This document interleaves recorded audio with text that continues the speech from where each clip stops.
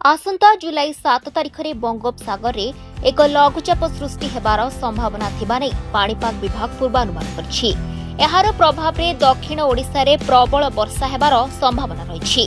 आंध्र प्रदेश रे प्रबल वर्षा होई पारे। तेबे जुलाई 17 तारिख पर्यंत राज्य रे नियंटिया वर्षा हेबो। आसंता सप्ताह रे राज्यर अधिकांश स्थान रे मोट वर्षा 50 रु 60 मिलीमीटर रहिबो। जुलाई प्रथमार्धरे राज्य रे वर्षार परिमाण 25% नियंटिया रहिबो बोली पाणीपाग विभाग पूर्वानुमान करछि। तेबे झारसुगुड़ा, संबलपुर, बरगड़ और देवगढ़ रे 80 मिलीमीटर रु अधिक वर्षा होई पारे।